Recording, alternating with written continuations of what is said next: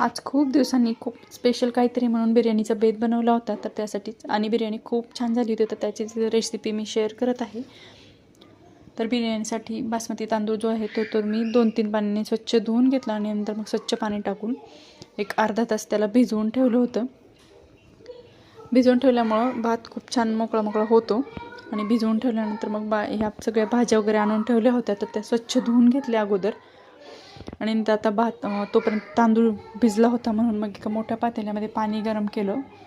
त्यामध्ये खडे मसाले, लवंग, इलायची, दालचिनी, मिरे आणि हे सगळं आणि 1 चमचा तूप आणि थोडासा लिंबाचा तुकडा टाकून बिर्याणी मसाला टाकला आणि मग पाणी उकळून घेतलं आणि त्यामध्ये भिजवलेला तांदूळ ॲड केला आणि त्याला 80% तांदूळ शिजवून घेतला.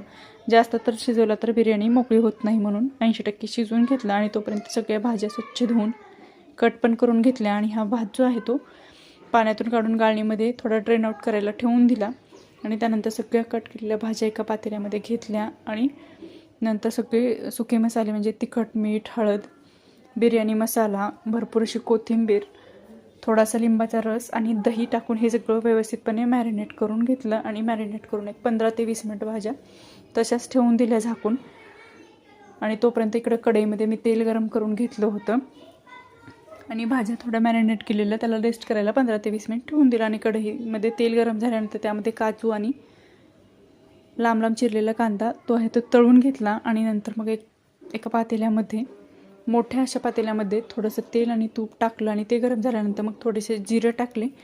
आणि नंतर ज्या मॅरिनेट करून ठेवलेल्या भाज्या होत्या तर त्या ॲड केला आणि त्या व्यवस्थित अशा परतून घेतल्या व्यवस्थितपणे आणि 15 ते 20 मिनिटं झाकून त्याला शिजवून घेतलं व्यवस्थितपणे, जेणेकरून भाज्या जास्त कच्च्या राहणार नाहीत. आणि नंतर मग ज्या पातेल्यामध्ये आपल्याला बिर्याणीला दम द्यायचा आहे तर त्या पातेल्यामध्ये बारीक गॅस करून थोडंसं तेल ॲड केलं आणि नंतर भाजीचा लेअर दिला आणि भाजीचा लेअर पूर्णपणे व्यवस्थित पसरवून घेतला. आणि नंतर जे भात शिजवून घेतला आहे तर त्याचा लेअर पूर्णपणे व्यवस्थित पसरवून दिला आणि थोडासा चमच्याने दाबून घेतला, जेणेकरून लेअर व्यवस्थितपणे बसेल. आणि त्यानंतर वरती मग बिर्याणी मसाला, तूप आणि तळलेले काजू आणि कांदा असं हे सगळं ॲड केलं. आणि नंतर पुदिन्याची पाणी आणि कोथिंबीर हे ॲड केलं आणि नंतर परत भाजीचा एक लेअर ॲड केला, तो पण व्यवस्थित पसरवून दिला. आणि नंतर मग भाताचा लेअर ॲड केला.